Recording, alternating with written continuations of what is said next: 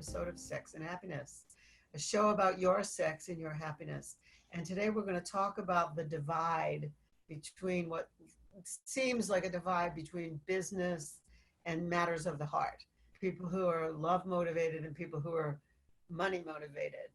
Um, we're going to touch on that. And today, my guest is my wonderful dear friend, somebody I love dearly. His name is Daniel Leviathan, and he's a thought leader and entrepreneur who achieved business success at a very young age. And today, after returning from a long spiritual and shamanic journey, Daniel focuses on building bridges between different worlds, integrating a state of freedom and aliveness as a way of being, and, as he says, as a culture. So Daniel, welcome to Sex and Happiness. Thank you, Laurie. It's great to be here and to see you and to meet with you again. And from the heart of Tel Aviv, from Oh Phoenix, yeah, from Phoenix, Arizona to Tel Aviv, here we are yeah, yeah. talking about this. So you had, let's talk a little bit about, when you were like in school, when you were younger and in school, did you know you were going to be a tremendous business success? Is that what you were focused on when you were a kid? Yeah, so actually when I was at school, actually when I was 6 years old, Mm-hmm. or maybe even five actually, I was in the kindergarten and I was so hyperactive. I couldn't sit for a moment. And my parents were told that if I go to a regular school, I would have to take a lot of Ritalin so that I will be able to sit and quietly. And Right. they They were wanted to really, drug you. yeah, they wanted to drug me, and my parents were really not into that.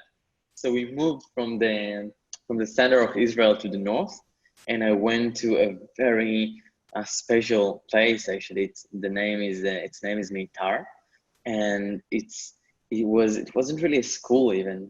So I cannot really say that I was at school. It was like a place in the middle of a forest and on the mountains, the Carmel Mountains, and there were no classes and no teachers. And I would get there by 8, and we will meditate. We would meditate for 30 minutes, and then I wouldn't know what I will do. There was no schedule, and it was really focused on. Now I'm realizing that it was so much focused actually on entrepreneurship and creativity and being able to move in an unknown environment and create our own reality. But back then I didn't know that was it, and I just lived uh, that way. That's cool.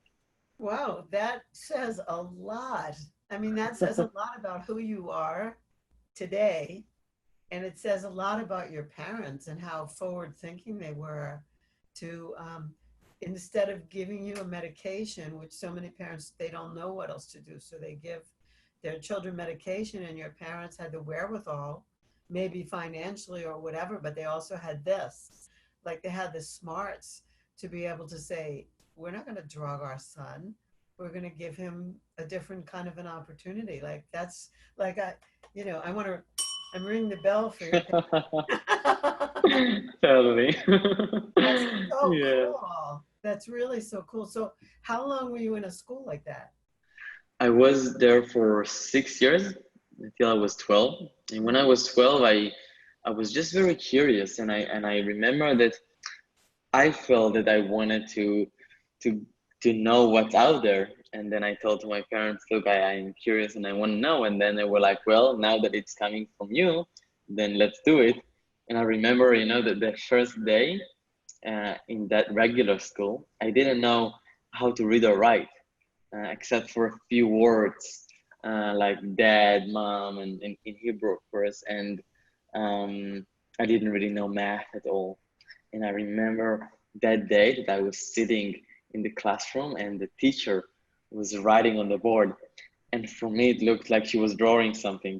And I was hearing the pencils, the other kids and the sound.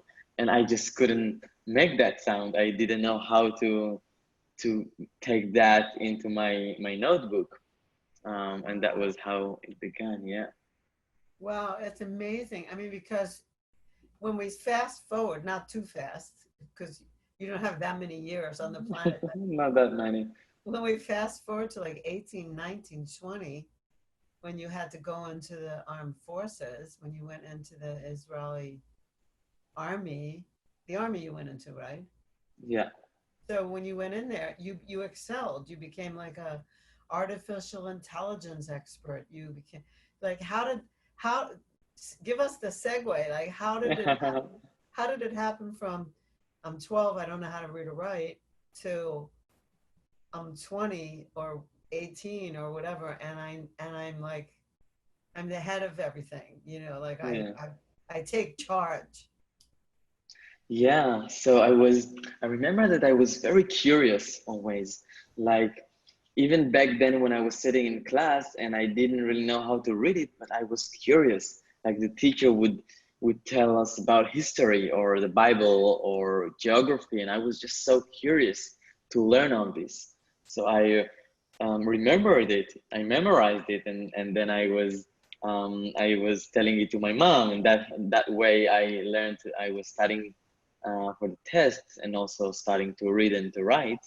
Um, and I think that that curiosity has really led me to being able to learn um, very fast things, because I didn't learn things because I had to.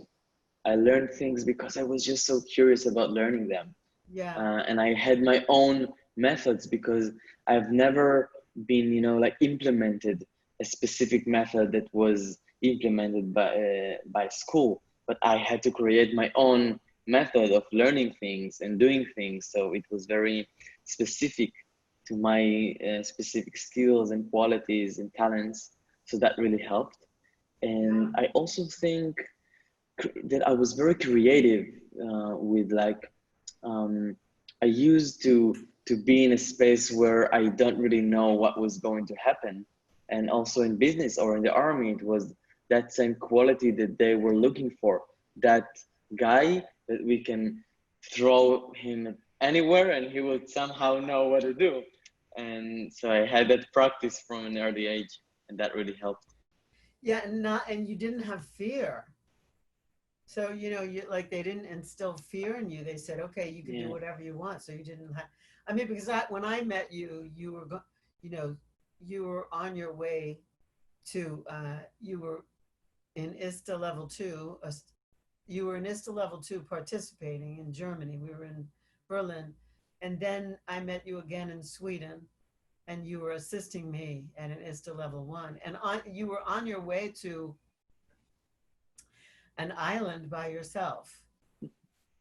I forgot where it is. Like I think it's Norway, but you tell me it's Finland. Where is Yeah, it? it was Finland. It was in It the was in archipelago of Finland. yeah, and so you were going to Finland to an island by yourself and you had that same curiosity. You didn't have any fear. I was afraid you were going to starve. Well, you gave me some apple cider vinegar and some protein bars. So you were assisting me there.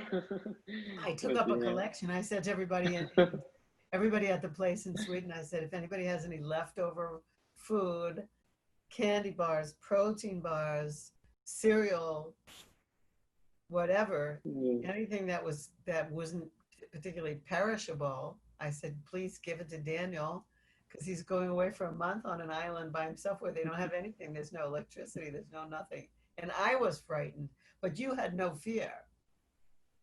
yeah. Or maybe you did, but I mean, you know, your curiosity was bigger than your fear. Yeah, I guess my curiosity was bigger than my fear, and there was a part of me that was like, um, that is how I'm willing to live, and I cannot see myself living in a different way of not doing things because I fear. Like I didn't want to live a life in which I don't really live to the fullest and do the things that I'm really feeling called to do because of fear. So although there was sometimes fear, and also during that time on the island, there were times when I was scared, when I was frightened, um, but but that curiosity and that deep knowing and has really led me to do that. So this leads to a great question. why are people afraid to love? Like people who like are in pursuit of money, power, and control, it feels to me like there's like either or. People are in Mm. this pursuit of money, power, and control. They want to take charge, they want to control everything. And love, they Yeah, don't feel, if the people in pursuit of love feel like a different group of people. Like it doesn't feel like those two groups marry. You know, like I don't mean marry in the sense of marriage, but I mean yeah, marry like in the same yeah, person. yeah. So why do you think people are afraid to love? Yeah, I think in the end, it comes down to survival. Like we have um, that culture or that mindset that is installed in us from such a young age of survival, and I really see it like a cycle that starts from some threat. Something threatens us, and then it leads to a reaction to some action, and then we do that action, and we either go get it happens and it works, or it doesn't. But if it does, we go to a place of safety, and then there is always another threat.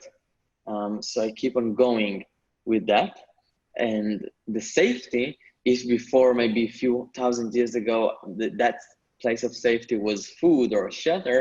Now for many people it's money, or more, more investment accounts, or real estate or whatever it is. Yeah. But yeah, But then um, there's, okay, so that's one mindset. And then there's people who just say, I'm going to love no matter what. There's people who learn that.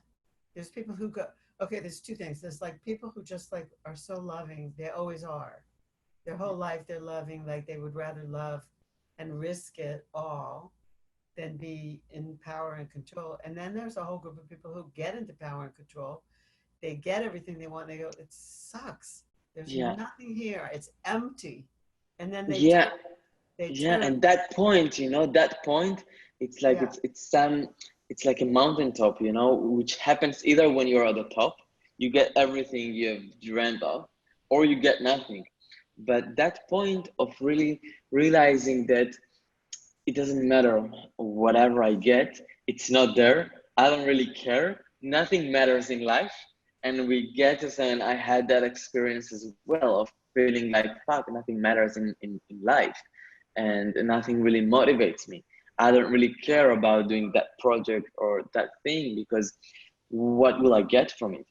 And I think from that deep that deep sadness sometimes, or a deep place of hopelessness, um, we start to be able to listen, because our mind kind of gives up. We give up of that mind that plans and has these thoughts and hopes, and we don't have that hope anymore that something that I will get will make me happy. So the mind gets calmer and calmer, and we start to sense the small beauties of life, whether it's a flower or a music or someone that we love, and we realize that, oh, actually, I just wanna, I just wanna love, and I'm with my family, and suddenly I don't really care about their bullshit and my bullshit and their stories and my stories, but I just wanna love them because that's what matters, and that is, I think, that moment that we kind of move into these other points of view. so one could say that you're very fortunate in that you did realize this, that love is what matters at a very young age. Now, you were written up in Forbes Magazine how long ago? Age 21 or something? Age 20? Yeah, 2021, like about Not two too or long. 3 years ago. Yeah, not too Yeah. long. Now, why did Forbes pick you out? Why were you put on some list or mentioned in Forbes magazine, and what happened as a result of that? And what were you doing? Because it's like, that's not what you're doing now. I'm not sure.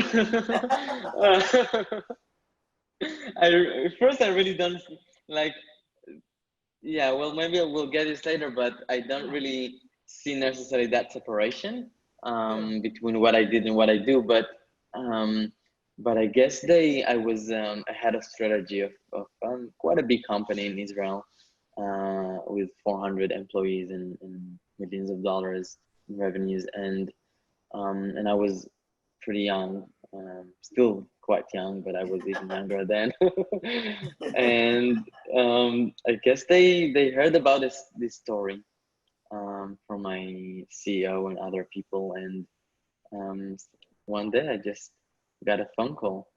Um, yeah, So they put you, and what did they say? You were like up and coming people to watch, people in the they world. call it's called the Forbes 30 under 30. It's like the 30 most influential people under the age of 30. They do it in different countries. And that opened up you going to you were part of some conferences, you spoke at various things. I know you went to Yeah, Berlin. yeah, yeah. And, but then you had this radical change. I mean, it may not be that you feel the separation. I don't feel the separation personally. I mean, personally, I always felt, I don't know if I always felt, but once I saw business for what it was, I felt that if I put the stuff I was doing into business, into the business world, they, because of the profit motive, they would be the people to make the innovations and the changes Yeah, faster than if I put it into the, like the hippie world. You know, yeah, my friends who were hippies, they think earning money is evil. They think, they have all these beliefs. They think, yeah.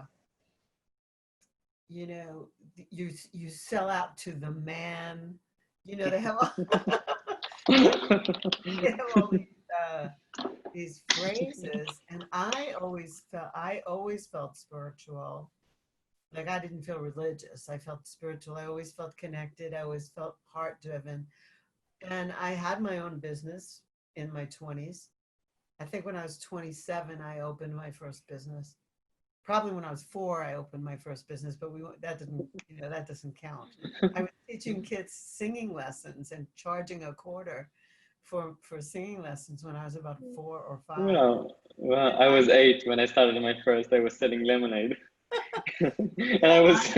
I didn't know about singing. I just said I'd do Yeah. it, but I was charging kids money, and so you were 8 when you did it. So obviously we're both entrepreneurial, but when I went into the corporate world, and I've been in some places, like I went into Raytheon. They made, bombs and missiles. And when I went to the bathroom in Raytheon, someone used to have to escort me, and I'd have to wear, I'd have to like look straight ahead. I couldn't look at anything that was on either side of me because everything was top secret. I had to have a clearance to go in there. I also worked on the submarine base in Groton, Connecticut, the United States Navy submarine base, and I was teaching like very high level government employees, and that's where the training took place. And there, I couldn't look around either. I could Yeah. never look left or right, but I always felt like if I put the good stuff that I was teaching into those people, they Mhm. would become conscious. Yeah. And if they became conscious, something different would happen there. Now, that might Yeah. just be a pipe dream, but that's what I felt. And I've always had one foot in business and one foot in spiritual evolution or the love culture or whatever. Yeah. So here you are, and you don't see a separation, but you did go on a quest. We could call where you went a vision quest, sort of. I don't know if you would call it that, but you found a spiritual, sexual, shamanic training. Yeah. And from there, I don't know if you found that, that was the first thing, but from there you went on this vision quest, and you just got back Yeah. recently from New Zealand. So what was it that you were going to find out? Or was it the same curiosity that you had always from before? There's no difference for you. Yeah. Yeah. I think it was really, um, after I did my first ISA training. It was in Betoren 2 years ago. I was really in some place where many of the things that I did were very, very successful. And as you said, I was kind of like ahead of so many things, and it was a very bright future and with different opportunities. And I was really starting to look forward and asking myself, like, let's say that everything that I do really works out the best as it can. And let's say that I'm having millions of or hundreds of millions or more, and I'm the head of whatever, and I have a family and I have a wife and I have a home and I have another house and I have a plan or whatever. Yeah. And I'm 40. And what do I do? Like, I'm 40 now. What do I do? And the the and what I realized this it was to really go away and into the unknown, because back then, although I did many things, I was in strategy. I was a strategic consultant and a manager, and what I did was to support people with planning the future, and that was what I was doing, and I was paid for it. And I realized that I actually need to go to the other direction of being in complete unknown and see what emerges from that.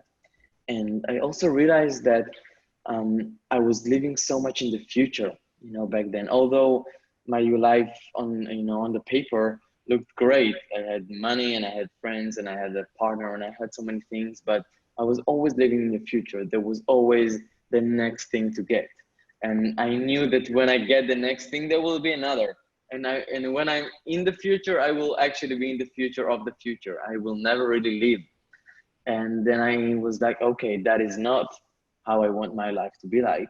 Mm. Um, then how do I? And I try to, read books or watch videos or ask people, but I realized that although there is so much wisdom there, it needs to be experienced. Like, life needs to be experienced, and I need to take myself into places where I really experience things that I don't even know that they exist. So this was really the motive of Hmm. asking myself, how do I want to live my life and what life can be like? So now, I mean, there's a few things. Like I experience you as not having separation. Like I don't. My experience of you is that you don't feel separation about anything. I once said to you, I wish I met you when I was in my 20s, and you said you met me now. And I said, yeah. And you didn't see any separation between our ages. I've seen you not see any separation between you and like anyone, like if you really have a feeling about them. I've seen you be that way. So that's very rare. Most people like create separation. Like they say, oh, I'm different from you and I'm this and I'm that. And I've so far to experience, I've never seen you, in my experience, if you do that. How do you now take some lessons that you've learned and some ways of being and connect those dots for people who still are saying, I want the next thing, I want the next thing, I want the next thing. I got the wife, I got the family, I'm living in the apartment that I love, I have a house at the beach, I'm da da da da da. Yeah. How do we connect the dots for the people that are in business and don't have any heart? They don't they don't have feelings about the world, they don't have feelings about the planet, they don't see the results of their actions. What do you got, Mr. Yeah. Strategist? Yeah, I feel like the first and most important, like strategy or tip or way Yeah. is coming from, as you said, not from a place that is separated. Because I see so many people, and in the end, there are different groups in the world. There is the hippie groups or the environmentalist groups or the business groups and the traditionals and the religions and all of that. And each group sees themselves as separate than the others and Mm. tries to tell themselves why they're better and why they are right and those are wrong. And coming from that place of trying to teach someone, and also I can or we can or anyone can be like, okay, now I have the answers, or I am better than you, or I have more knowledge or whatever, and I'm going to teach you. And that just doesn't work. And the reason that it doesn't work is that it's not true. It's because it is just not true. And the teacher doesn't really have more than the student. She does, but she also doesn't. And I believe that as we, and as myself, we perceive the world and others not as inferior or superior to us or separate from us, but realize that in the end we're all humans and we all have the same needs and desires and fears. And we have also gone into that as well in the past. So already talking about these basic fears and desires and needs, and that, you know, psyche, that human being that we all are, and that is, and from that place of, instead of trying to teach someone, but let's experience something together, let's go on a journey together. We're in a journey where we both explore something new, where we both learn. Because I don't see myself as someone who has now got all the answers and now coming to teach, but as someone who is still learning. I am still learning, and I'm also trying to give away and teach as much as I can, and from that place also to learn. So that is like the first, I feel, the most Yeah. important thing. Okay, so that's like the bottom line. The underlying bottom line is that everybody really, when you cut us open, we're all organs and flesh and blood and hearts beating, etc. So that's like the bottom line.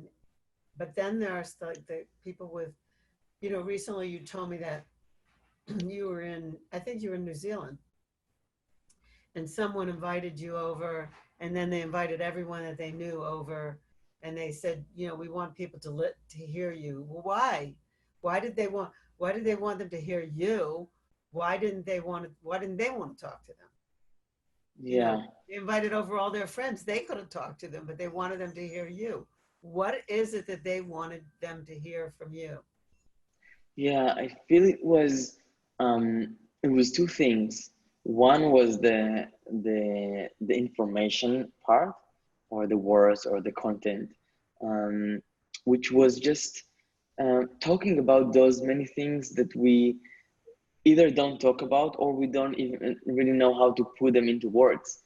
Talking Mm, about these things that we all experience, about life, you know, what is life, you know, these big questions, and what is our shadows, or sexuality, or mind, and how to work with our thoughts, and all on so many things that they've never heard before, but really struck them and really touched them. So that's one thing. And I feel the other, which was from the feedback actually that they gave me after that, the talk that I gave there, was that it was actually more than the words and information, but the energy, that they felt an expression of something, that gave them something that they've read about, but then they saw it.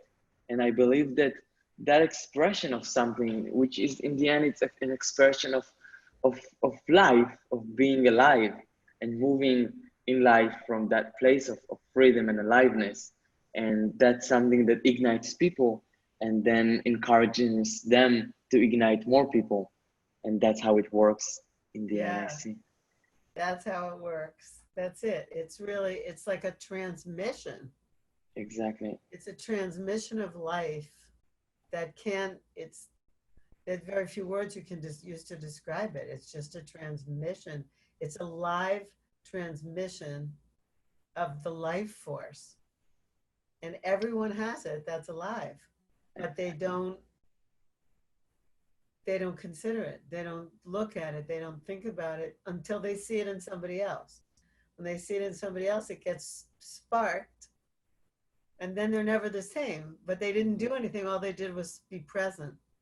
Yeah, and one thing that is very important is that sometimes when we see it in someone else, we then project on them that it's theirs, and that Daniel, he is like this and like that, but actually it's not mine. It happens to come through me, but it's not mine. And I believe that the best thing we can do when we have that experience of receiving such a transmission from someone is actually to look where that thing already exists inside of ourselves. So good. That's so good. So, yeah, I have one more thing like that, and that is, um,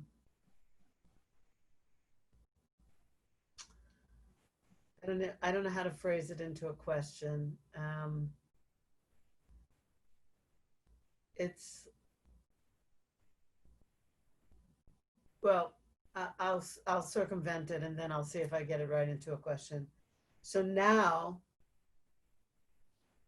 um, you're aware, like before oh yeah, here's what it is. Before you went on that journey, you started the journey. That's where I met you, sort of in the beginning of the journey, or maybe a third of the way in, and then you went more because it's been a year. You had needs, like you had sort of you had ego needs to for recognition and to make sure you were making your mark on something. You know, like you had like very strong achievement orientation, and now you've relaxed into that. So you want to say a little something about that, and that because I feel like that's a transmission. Yeah, let's give that transmission. Let's see what comes. How did you relax? How did you Yeah, stop worrying about whether you were seen or not? yeah. There was a sentence that a great teacher of mine, a dear friend that you know as well, Bruce Lyon, told me when I was in Israel before I went on that journey. He told me that true freedom is not for the self, but it's from the self. And back then, I didn't really know what he meant. I only realized that later, a few months later, when I was in Finland on that island, um, where I didn't have anyone to look at me or judge me, or there was nobody to impress, nobody to earn their recognition. Um, and that point of full freedom of no thoughts and no plans and no one to impress and no judgments and really nothing. And being in that freedom was such a liberation that I've never felt before. And um, only then I realized how much, although I perceived myself as a pretty conscious person and humble, but still in my subconscious, there were many parts of myself that did want the recognition and did want to belong and feel wanted or desired or appreciated. Um, and I realized that liberation from these things really gave me that taste of freedom that I didn't taste before. And I feel that it's not that all these things are bad. It's not that, we have to, and sometimes people from that place of freedom, they go to be monks or go to live in some cave or somewhere in a village in some nature and something, retreat from life because suddenly they don't really need that recognition anymore, so they can allow themselves to do these things. But actually what I realized then was that yeah, I could do that, but that also gave me an opportunity to, for the first time of my life, be fully alive. Because Mm-hmm. it's like a dream that when you don't know it's a dream, you'll be very cautious about what you're doing, and you wouldn't want to sleep anywhere, and you would want to be very cautious to be safe. But then if you realize it's a dream, you can suddenly enjoy, and you can climb, and you can jump, and you can do different sorts of crazy stuff. And that is really how I saw life back then, when I had that realization. Suddenly I could do so many things because I wasn't caged or chained in these ways that I Yeah, used to be before. I love it. I call that like freedom from public opinion, but it's bigger than that because it's also freedom from internalized public opinion. Like it's not only what I want you to think of me, but it's what I think you will think of me. It's all in Yeah, here. It's going on in here. And it doesn't, it's like, oh, it's yeah, like walking yeah, It's like walking through peanut butter. You can't. Yeah, and now, with Instagram and Facebook and social media, and also those Forbes lists, which is, I'm grateful for that. It opened different doors and things in my life, but still we see all these lists and all these news and all these things about those people who have achieved this and that, and then we compare ourselves to those Mhm. people who post these things on Instagram. Oh, I also need to have that car, I also need to have that title, and then we actually don't live life to the fullest because we're so much invested in our persona and creating that persona that we'll think will make us happy, but usually it doesn't really work. Yeah. Really good. Really, really good. Really great stuff. So my final question really is how if people want to get in touch with you, I think you have wisdom to share, and that's what I think of you. And so don't take that too seriously. Never. All Or I will go to another island. my gift to you is really love. I don't have any, I have no other gift really, except that my heart feels your heart. And it did, from the moment that I met you. You don't have to worry about what I think. But anyway, but people who are hearing this show may think something. They may think, oh, I need to know how he got there. He got there quickly, you know, maybe there's something they need to learn. So, what is the best way for people to be in touch with you, or to find out about you, or to find out about your movement in the world? How should they find you? Yeah, so first I'm definitely encouraging whoever feels a call to get in touch, Mm. definitely to do so. And you can find me on Facebook or on LinkedIn. Also, you can put my email address, and then you can send me an email. I will probably have some website or other sort of thing in the near future, so that will also be an option. But for now, I guess Facebook or email or LinkedIn would be the best. Okay, so I'm going to spell your name so people can look you up on Facebook, and then you'll have to give us the email. So it's Daniel, so you spell Daniel, Daniel. And his last name is Leviathan, so it's Leviathan. Okay, but I think I remember that when you put it together for Gmail, you only have one L. So it's That's Daniel. correct. And then I remember this. So it's Daniel, and leave out the second L that starts Leviathan. So it's like Daniel Eviathan at gmail.com. Is that right? That's great. That is correct.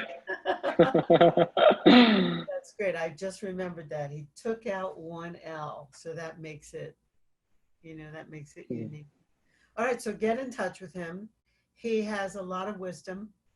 I would say, when I when I was like probably when I was like 10 or 12, I felt like I was 90.